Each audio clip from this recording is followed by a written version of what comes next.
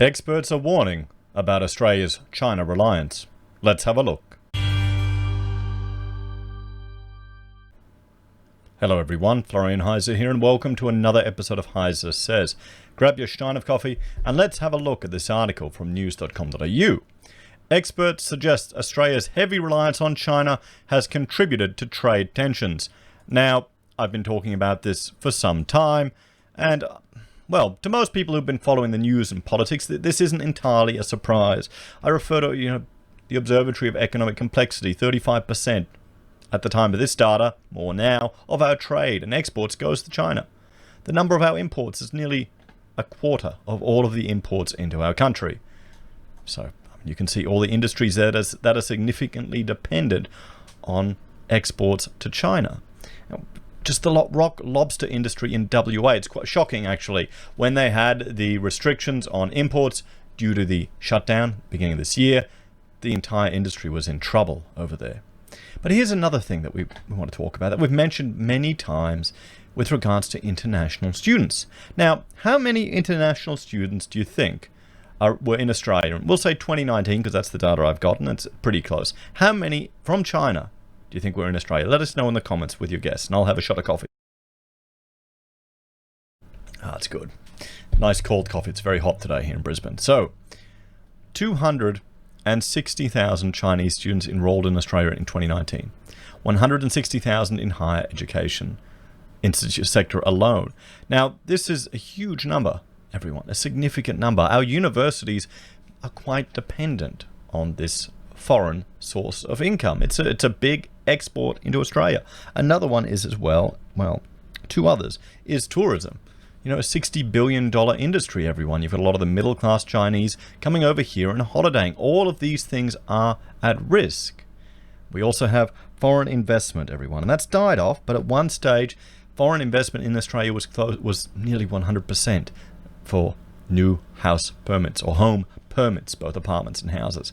A insanely high number contributing to a, let's say, overheating of the housing market, guys. I'm just adding the AI removal of background sound because the washing machine is going on if you hear something different with my voice now.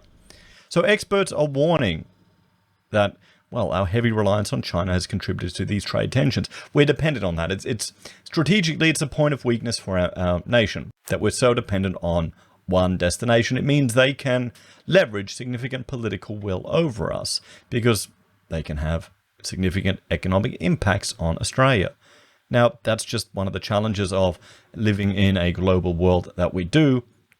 But you would hope that businesses and nations would be smart enough to diversify your income streams. It's the same thing of when you're in a business. When I was working and we were doing so much work in just the coal or modular building and resource sector for the mines, for a lot of coal mines, I was quite worried because at one stage I was getting 90% of the work from one client. I had to put on extra people just to keep up with it. And that, it was great. It was making money. It was fantastic. But I was also very worried going, okay, this could all fall apart through one wrong relationship. It takes a long time to build up a relationship. One thing can go wrong. It can disappear. I didn't like being so dependent and beholden to one source of income. That's no different for a civilization or a nation. And you'd hope that the individual businesses that are doing this as well, that are doing all this trade, would be smart enough to diversify, to ensure that there's some continuation in it. But, perhaps this is the lesson that everyone has to learn through troubled times. Often you don't learn these things unless you get slapped around through difficulties. So a highly respected academic has issued a veiled criticism of Australia's heavy reliance on China's trade agreement over the years amid the current trade war with the market powerhouse. It comes as tens of thousands of people in China flock to the country's social media platform to complain about the new electricity restrictions in the country's central and eastern provinces following a ban on Aussie coal. Professor John Blaxland from the College of Asia and the Pacific at the Australian National University today said China's punishment to Australia, having restricted many sectors in recent weeks, will ultimately lead to the country's reputation being damaged and potential repercussions from the WTO. I don't think they care in the slightest about any repercussions from the WTO, but we'll have to see. I think this is going to shock a lot of Australians when they realise just, how dependent we've come on exports and imports from China. I'm on a Facebook group where people are looking at just buying Australian-made products, and it's quite depressing really when few people realize how little is actually made here in Australia. And the problem is people are calling for manufacturing here, but it's so expensive, everyone, where there are a lot of unnecessary costs that are added to businesses that a lot of people don't appreciate. Then you've got the whole not in my backyard crowd as well that could, really mean that we can't compete. Globally, we can't compete, everyone. Australia needs to compete on the things that we can, or we need to change some of the rules here so we can compete. And I'd say the best way to do that is look at developing special economic zones and regions where we can free up business and innovation. But why would we possibly want to do that when we can just all buy a house, sit on it, and ride the Ponzi train up? Why would you take the risk? Honestly, come on, seriously. That's the real problem. That's the real hurdle. Sure, there's all this green tape, red tape, government BS, then all the challenges of just setting up a businesses. But really, why would you bother in Australia when you can just buy a house, sit on your hands, and make more money in a year than working? I mean, answer me that, guys. That's the biggest hurdle I see to any innovation here in our country. So, however, he added Australia has some blame to shoulder, having put all its eggs in one basket in trading near exclusively with China. Yeah, I agree with him 100%. I've been talking about this for some time. It's quite shocking when you realize it. Global trade is a dynamic equilibrium. So while China thinks it can seek to punish Australia by suspending trade on a number of products that it feels it has a degree of leeway over, notably not iron ore at the moment. Yeah, that's funny, that, isn't it? The bottom line is, if they're going to stop buying from us and buy from someone else, then those other people are going to sell to China, leaving an opportunity for Australia to sell as well, the Professor Blaxland said. He added that Australia's steps in seeking dispute resolution assistance from the WTO would send an important global message. I mean, it is good that there are mechanisms in place that hopefully can, de-escalate these type of conflicts and can, hopefully avoid us repeating the mistakes of the past, as humans tend to be prone towards doing. Australia is not a big power. Yes, that's it. That's what we all have to realize, guys. We have to eat our humble pie. We're not a big player. We're not that important. I know we feel it like we are, but we're not really. And, it's cool. Nothing wrong with that, guys. We got a great country here. We're relied on the so-called rules-based global order to kind of work, and part of that is the WTO. We need it to function, he explains. So investing in a trade dispute resolution is important not only for us, but for the message globally as well. There's no question it's going to take a long time to resolve, but it basically says to China, look, you can go down this path, but there are consequences reputationally, and the potential ruling from the WTO is going to come up with. Well, we'll have to see if in the long term they really care about that,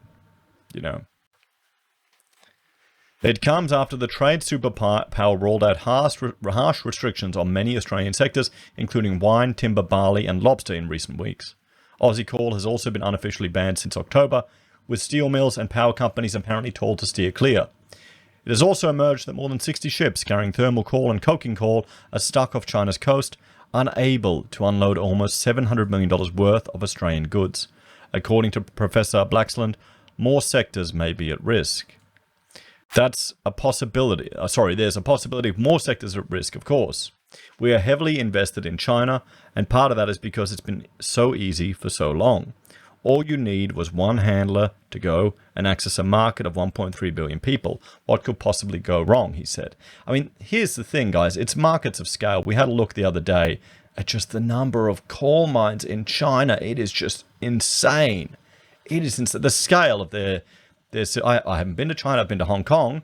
I've been over into mainland for a day trip.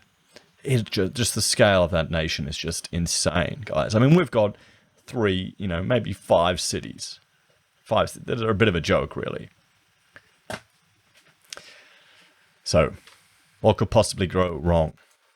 There's a truism to saying, don't put all your eggs in one basket, and we should have realized this a bit earlier, he added. But all is not lost, with the economics professional adding that Australia has other trade avenues to explore. We've got trade agreements with Indonesia, across Southeast Asia. India is opening up, he added. Increasingly, India is almost as large a market as China. But it's been a harder nut to crack because India's been a little bit disdainful of the smallness of the Australian market. But I think that dynamics are shifting. We're going to see more opportunities there. We'll have to see. His comments come as residents in the Xinjiang province, or is it Xinjiang? Correct me in the comments, I know you will.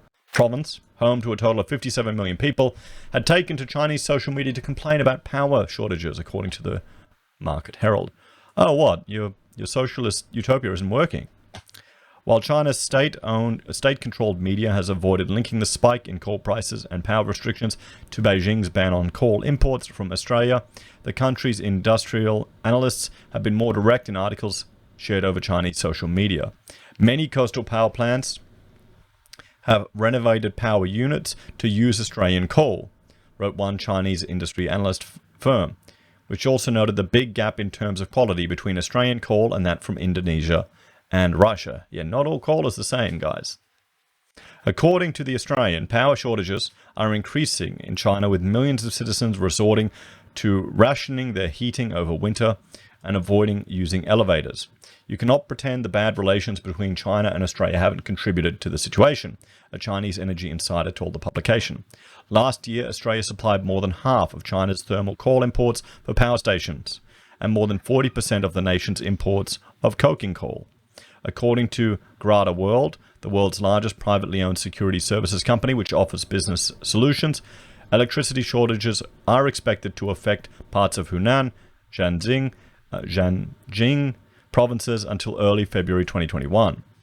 That could lead to temporary commercial and communications disruptions, including mobile phones, as well as traffic disruptions caused by malfunctioning traffic signals and train delays due to impact signaling devices or overhead wires. Supply chains and essential services like ATMs and gas stations could also be disrupted, with officials ordering a number of factories to operate during non-peak hours only. Well, this is one argument against digital currencies as well, right here. We're seeing it right here, guys. Yeah.